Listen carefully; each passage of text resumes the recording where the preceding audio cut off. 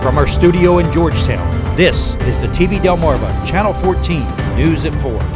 Hello and thank you for tuning in to TV Delmarva Channel 14 News. Straight ahead, funeral arrangements are set for Deputy Glenn Hilliard, who was shot and killed while attempting to arrest a fugitive on Sunday.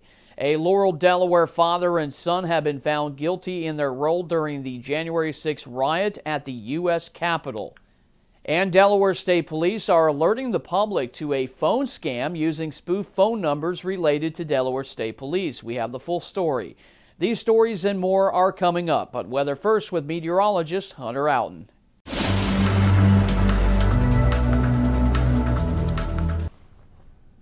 Well, good Thursday, Delmarva. Well, we begin your Thursday with a little bit of some noisy thunderstorms across the area, beginning as soon as 6 o'clock in the morning, and that persisted for a couple of hours. We had some hit or miss thunderstorms, bringing some heavy rainfall, plenty of lightning in the area, but none of them really got into the strong to severe side, which is some very, very good news. But a different story now as we head into the afternoon hours, taking a live look outside of TV Delmarva Studios here in Georgetown. We're starting to see the sunshine return once again, and that's allowing temperatures to warm back up into the lower 80s across the shore. And it's currently right now 80 degrees here in Georgetown. Take a look at satellite and radar. You can see those clouds beginning to thin out once again here on Delmarva, and we're having some more thunderstorms beginning to develop on the leeward side of the Appalachian Mountains across areas of southern Pennsylvania, western Maryland, and northern Virginia. Now, there is still the chance of some more thunderstorms in the vicinity as we get into the overnight hours tonight, and a big warm-up trend is expected going into the day on Friday. Let's have a look at those conditions elsewhere on Delmarva this afternoon. Now with the sun returning to the region, we're starting to see those temperatures recover back into the lower 80s in some spots, like it's currently 80 in Salisbury and Wicomico City. Still a little bit cooler in Ocean City at 72 degrees, 79 for Easton and Centerville, 78 for Dover, and a little bit cooler up north in Wilmington and Newark at 74 and 75 degrees.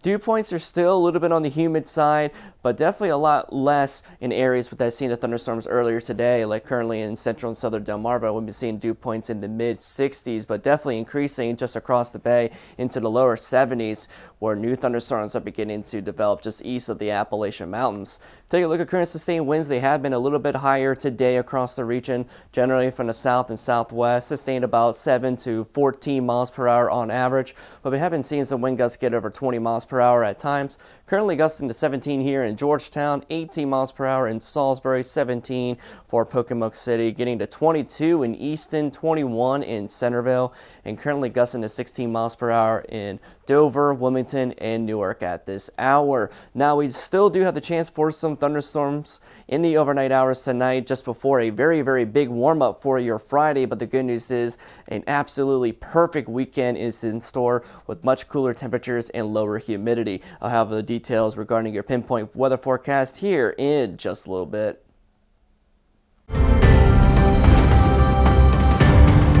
Arrangements have been announced for Wicomico County Deputy First Class Glenn Hilliard, who was gunned down after attempting to arrest a wanted suspect in Pittsville, Maryland on Sunday. Deputy Hilliard will lie in repose on June 21st from 9 a.m. to noon at Emmanuel Wesleyan Church on Beagland Park Drive in Salisbury. The funeral services will begin at noon. Now, the Fraternal Order of Police Lodge 111 has established a fund for the family. Checks can be made payable to the Memorial Fund for Glenn Hilliard and mailed or dropped off to the Bank of Delmarva. That address is 921 Eastern Shore Drive, Salisbury, Maryland 21804. Now, Operation We Care has also set up a PayPal account to directly benefit the family as well. Full details on how you can help and funeral arrangements are listed on our website at tvdelmarva.com. A Laurel, Delaware father and son have been convicted for their role in the January 6th riot at the Capitol in 2021. The duo were infamous for carrying a Confederate flag through the U.S. Capitol during that riot. Now, after just 2 days of deliberation, a U.S. district judge found 53-year-old Kevin Seafried and 24-year-old Hunter Seafried guilty of felony obstruction of an official proceeding and 4 other misdemeanors. Hunter Seafried was found not guilty of 3 other charges related to accusations of breaking a window to gain entry into the Capitol. Both men are scheduled to be sentenced in September. The trial of Delaware State Auditor Kathy Mcginnis is underway with testimony from witnesses yesterday and today. Delaware Live reports that 3 witnesses took the stand yesterday for state prosecutors, including Jonathan Purdy, who is the director of the Delaware Department of Technology and Information. Now, Purdy testified that Mcginnis made 42 electronic email requests of employee emails. Prosecutor Mark Denny argued that the requests were significantly more than other departments, painting a picture of a hostile work environment for the state's case. Mcginnis is facing several charges, including felony theft and witness intimidation. A 21-year-old Viola man is facing drug and weapons charges following a traffic stop in the Camden area on Wednesday night. Delaware State Police say Colin Shockley was stopped in the area of South DuPont Highway and Palmia Parkway by a trooper for having tinted windows without a waiver. The trooper noticed a strong odor of marijuana and spotted a rifle inside the vehicle in plain sight. Shockley was detained without incident, and a search of the vehicle uncovered 17 grams of marijuana, an American tactical assault rifle, and a handgun. Shockley was transported to Troop 3 and charged with several offenses, including carrying a concealed deadly weapon, which is a felony, possession of marijuana, and possession of a firearm without possessing a controlled substance, which is also a felony. He was arraigned by Justice of the Peace Court 7 and released on his own recognizance. Well, Delaware State Police are alerting the public on a phone scam that's going around. There have been multiple incidences in which victims received phone calls from subjects posing as troopers and are advised that they are wanted and or owe bail money. These suspects are utilizing spoofed Delaware State Police issued phone numbers, and many of the victims of these scams have been individuals listed on the Delaware Sex Offender Registry. Now, Delaware State Police reminds people that they will never request payments for fines, traffic tickets, or bail. All these transactions are conducted by the court systems and never over the phone. Electronic payments are also never requested via phone for court matters. We have some safety tips on our website at tvdelmarva.com. If you do get one of these calls, simply don't answer, or if you do answer, hang up and block that number. Well, coming up, the largest interest rate hike since 1994 to combat inflation. We have the full story in our national news segment when the news continues. Well, the Feds announced yesterday that a hike to interest rates is the largest in nearly 30 years. So what does that mean for you? We get more from NewsNet's Frank McCaffrey. Fed Chair Jerome Powell made the announcement that most were expecting to hear. The labor market is extremely tight, and inflation is much too high. Against this backdrop, today the Federal Open Market Committee raised its policy interest rate by 0.75 percentage point and anticipates that ongoing increases in that rate will be appropriate.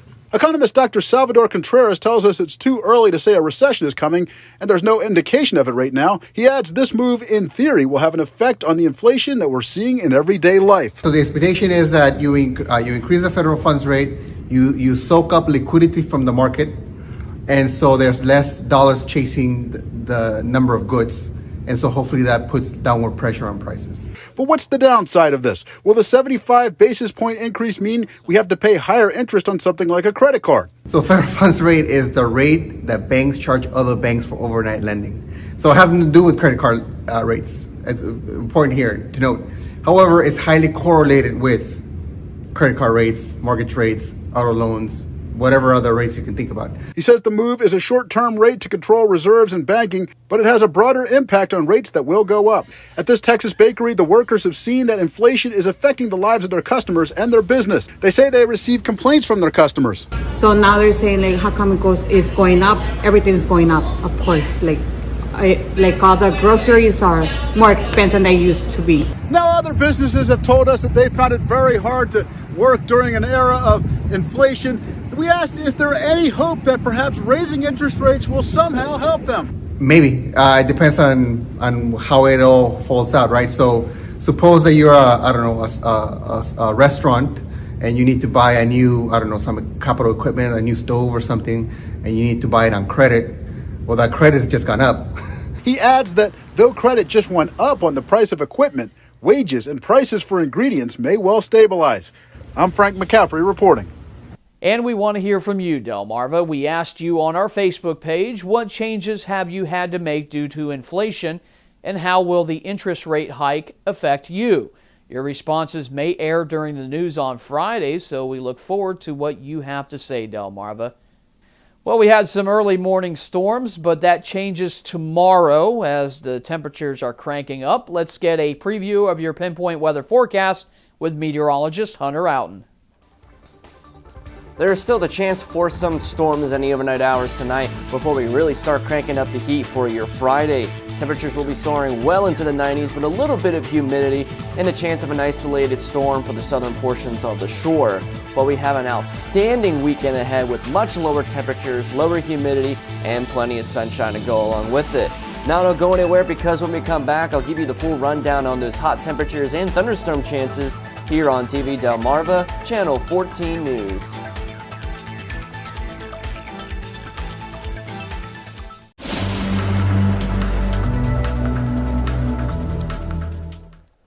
All right, ladies and gentlemen, let's get right into the pinpoint forecast for the overnight hours into the day on Friday, because we do have a very interesting forecast going into tonight, especially with the amount of uncertainties along with it. But for the most part, we're going to be looking at mostly cloudy skies and still going to be keeping the chance of an isolated thunderstorm throughout the overnight hours, and I'll explain more why with that, with some breezy conditions from the southerly winds, but very, very mild and humid conditions tonight, 72 to 75 degrees with winds from the south between 10 and 20 miles per hour.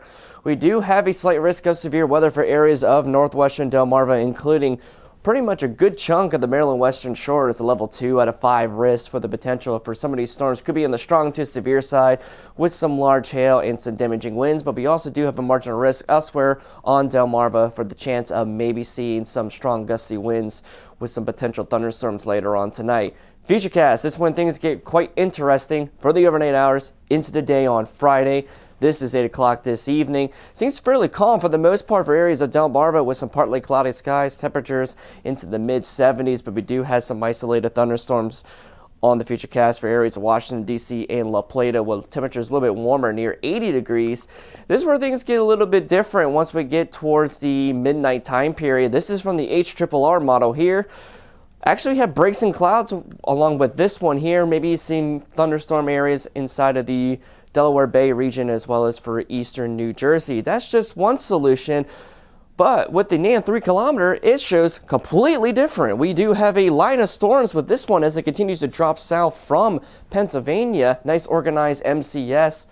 And that could be bringing some strong winds, plenty of lightning once again, kind of similar to what we've seen this morning. And then an even different solution going with the high-res Wharf FV3, an even larger thunderstorm complex stretching from coastal New Jersey all the way through Delmarva until central Virginia. So a lot of different variances and model solutions here, but it's all really going to depend on how the storms are going to be going on in Pennsylvania this afternoon. And take a look at satellite throughout the region. You can see the thunderstorm complex that we've seen across the area this morning. This is what kept a lot of our skies fairly cloudy today, but the sun is starting to shine just a little bit now as we get into the afternoon hours, and that could play a big role in some additional thunderstorm development. As you can see further off towards the west in Pennsylvania, we're starting to see some thunderstorms beginning to develop there.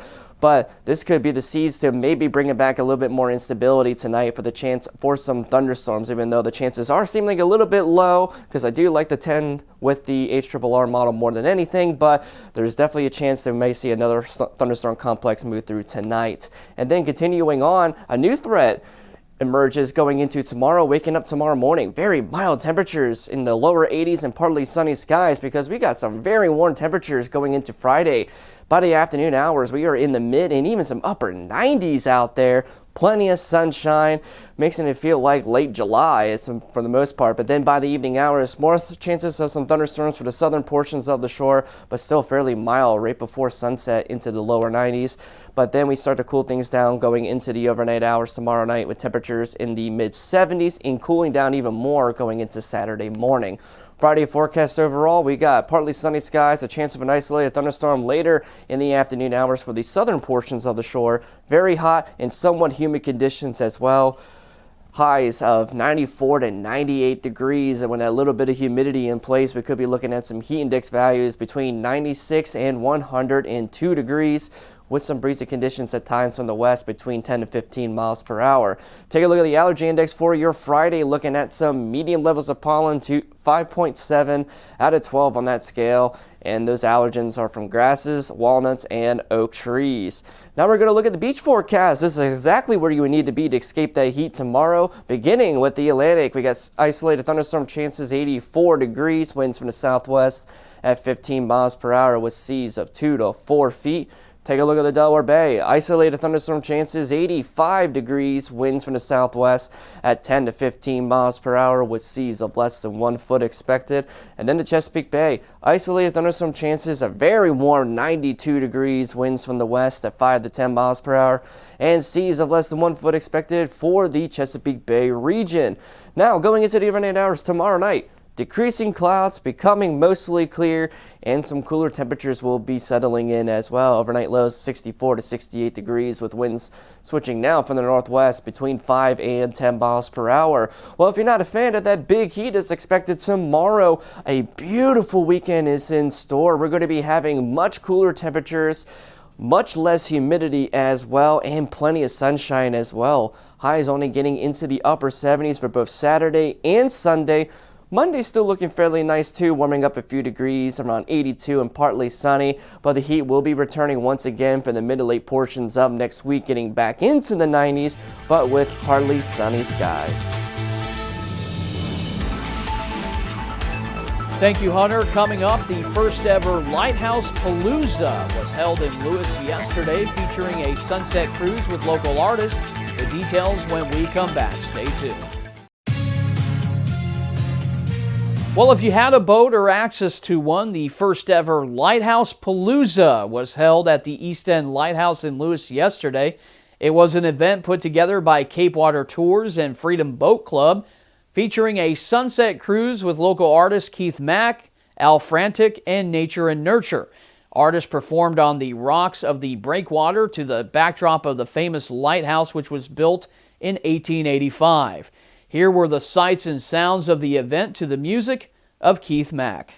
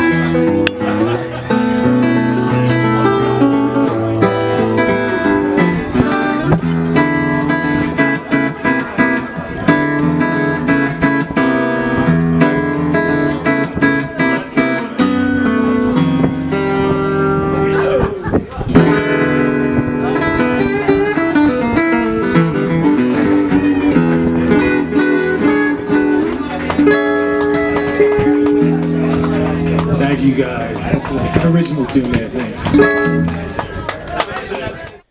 Very cool. Organizers hope this will become a new summer tradition in Lewis.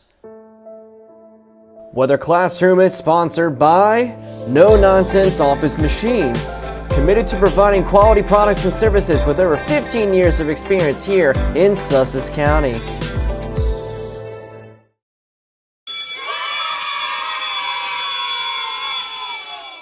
All right, ladies and gentlemen, today's weather lesson we will be talking about numerical weather models. The history of using mathematical models to forecast weather and water can be traced all the way back to the early 20th century, but only became useful with the invention of computers.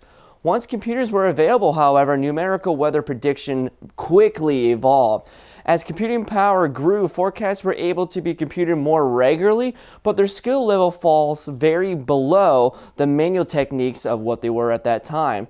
Then into the 1970s, increased computing power combined with an influx of new observations, including satellite data, kickstarted the field of weather modeling as they began to compute more data with more speed and skill at the same time.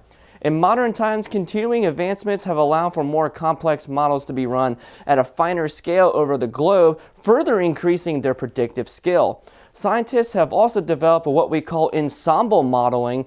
In this method, the same model is run multiple times with the initial conditions slightly altered.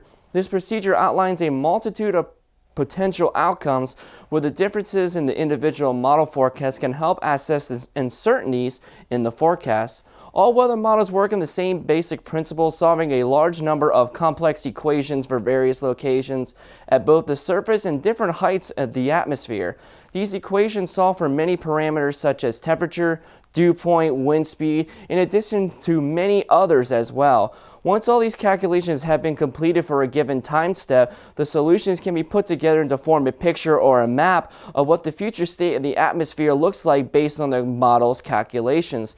This new set of variables is then inputted back into the model and then repeated many times over, giving us a range of forecasts valid from a few hours to many months into the future.